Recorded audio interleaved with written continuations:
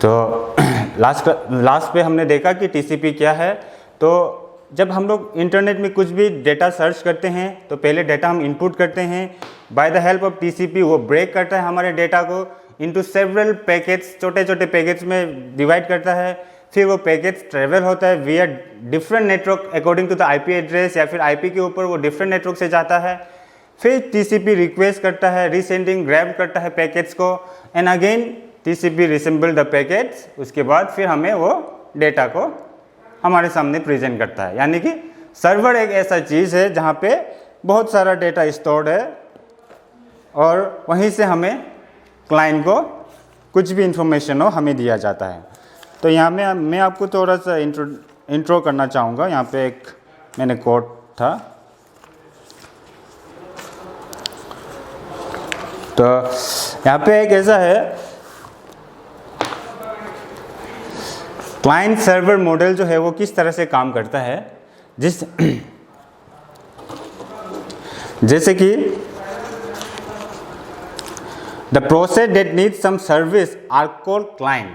Date means वो process जिस पे हम लोग को कुछ सर्विस देना पड़ता है उसे हम क्लाइंट करते हैं। जैसे फॉर एग्जांपल एक ह्यूमन बीइंग और एक हमारा डेस्कटॉप, जब तक एक ह्यूमन बीइंग या एक मशीन को नहीं बोलेगा, एक डेटा इनपुट नहीं करेगा, तब तक उस मशीन को पता नहीं कि वो डेटा किस तरह का डेटा है और या फिर वो डेटा कहाँ जाना है या किस तरह से आना है और क्या चीज़ कर रहे हैं मतलब। और सेकेंड प्रोसेस है process that provide the service are called server. यानी कि जो डेटा को हमने वहाँ पे इनपुट किया वहाँ से जो भी बैक हमें रिजल्ट मिल रहा है वही एक हमारा सर्वर है। और सर्वर जो कि है बहुत बड़ा स्टोरेज है जहाँ पे हमारा सारा डेटा को इनपुट करके रखा जाता है और इन केस हमें किसी भी चीज़ के ऊपर किसी भी टॉपिक के ऊपर इंफॉर्मेशन चाहिए हम वहाँ से कलेक्ट कर सकते हैं by the help of internet. उसके बाद आपको और नेक्स्ट पॉइंट है how to log on to the internet. तो बेसिकली हमें आपको पता ही होगा कि इंटरनेट यूज़ करने के लिए हमें क्या क्या चाहिए। पहला एक इंटरनेट कनेक्शन चाहिए, एक मॉडेम चाहिए, एक इंटरनेट एक्सेस चाहिए और एक प्रोग्राम चाहिए जो हमें कंट्रोल कर पाए on the basis of computer system.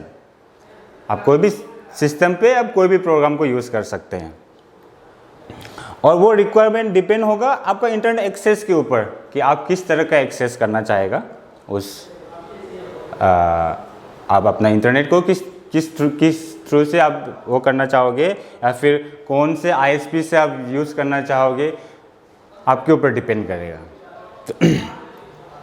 अच्छा, तो फिर नेक्स्ट पॉइंट आता है इंटरनेट कनेक्शन।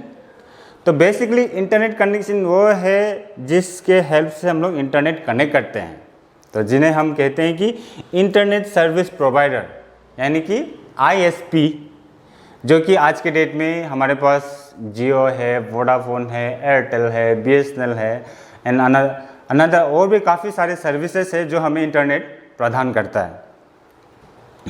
तो उसमें से एक हमारे पास इन इंडिया में काफ़ी चलता है जो है VSNL।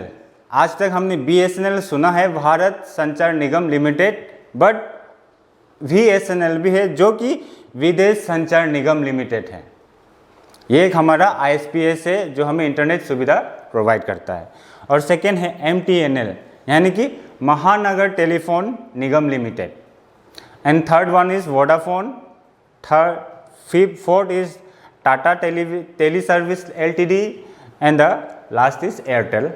और अभी जो भी है जियो वगैरह वगैरह एक्स्ट्रा जो है हमें इंटरनेट प्रोवाइड करते हैं और वो हमारे फ़ी के ऊपर या फिर हमारे रिक्वायरमेंट के ऊपर ही वो इंटरनेट प्रदान करेंगे। सपोज़ अगर आपको 1 GB का 1 MB या फिर 1 GB का कोई एक अमाउंट का आपको इंटरनेट यूज़ करना है, आपको उसी हिसाब से वो इंटरनेट आपको दिया जाएगा। तो एक उसका भी एक सेट ऑफ रूल्स है जाके, मतलब ऐसा नहीं कि कोई भी इंटरनेट प्रोवाइडर आपको पूरा लाइफ टाइम के लिए इंटरनेट प्रोवाइड कर पाए, ऐसा नहीं है। तो ये थोड़ा ध्यान देने वाला चीज़ है। तो इसमें और दूसरा आता है कि जब आप ये ISP चूज़ कर रहे होते हो तो आपको क्या क्या फैक्टर्स रहना चाहिए, आपको क्या क्या फैक्टर्स रखना चाहिए। तो उसमें से पहला पॉइंट आता है टेक्नोलॉजी। तो टेक्नोलॉजी तो आपको अच्छी तरह से पता है कि यहाँ पे अच्छी तरह से डिफाइन भी किया गया है कि you should know which type of technology the ISP is using. आपको पता होना चाहिए कि आईएसपी कौन सा टाइप का टेक्नोलॉजी यूज़ कर रहा है, जैसे कि डायल अप टेक्नोलॉजी है या फिर केबल है और सैटेलाइट है। Based on your internet connection, आप किस तरह से इंटरनेट कनेक्ट कर रहे हो उसके ऊपर ही आपको वो दिया जाएगा। और सेकेंड आता है स्पीड। आपका इंटरनेट का स्पीड कितना है ये उसके ऊपर भी डिपेंड होगा, और आप उस चीज़ में कितना सर्फिंग करते हो, कितना डाउनलोडिंग करते हो, वो आपके ऊपर आएगा। और मैंने कहा था कि कॉस्ट, पैसा 1 GB का इतना या फिर 2 GB का इतना, तो थर्ड पॉइंट है हम लोग का कॉस्ट। वो कॉस्ट है आपका प्राइस के हिसाब से इंटरनेट कनेक्शन को दिया जाएगा। और दूसरा है यूसेज, और इंटरनेट को आप कौन से किस तरह का प्लान लेके यूज़ करना चाहोगे। आप 1 ईयर का प्लान लेना चाहोगे, 1 मंथ का, 1 डे का, इट्स योर ओन चॉइस। मतलब तो इसी तरह से हम लोग को जब हम लोग एक आईएसपी चूज़ करते हैं उस समय हम लोग को ये 4 चीज़ का ध्यान रहना चाहिए। पहला है टेक्नोलॉजी, सेकेंड है स्पीड, दूसरा है कॉस्ट एंड फोर्थ है यूज़। नेक्स्ट पॉइंट है मोडम।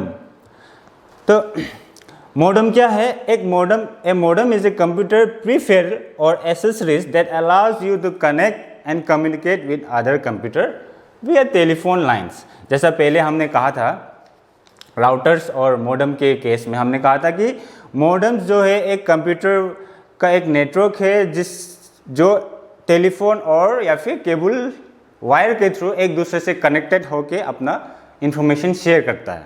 तो यही बताया जा रहा है यहाँ पे भी। और मोडम भी है, 2 टाइप का मोडम होता है, 2 types of modem are there. One is internal modem, जो कहते हैं कि an internal modem slips into an expensive slot provided on the computer motherboard। कह रहा है ये थोड़ा एक्सपेंसिव होता है बाकी एक्सटर्नल मोडम से। क्यों? क्योंकि वो हमारे कंप्यूटर के मदरबोर्ड के अंदर फिटेड रहता है, तो इस वजह से ये थोड़ा एक्सपेंसिव रहता है। लेकिन क्या है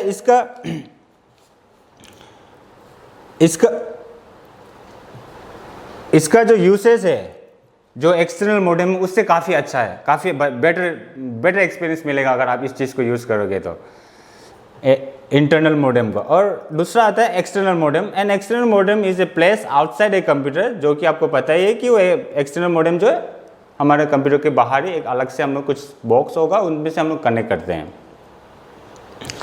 the modem rest near the telephone that hooks the computer to outside the world. वही मैंने जो पहले स्टार्टिंग में कहा कि वायर से कनेक्ट रहता है और हमें बाकी दुनिया से जोड़ता है।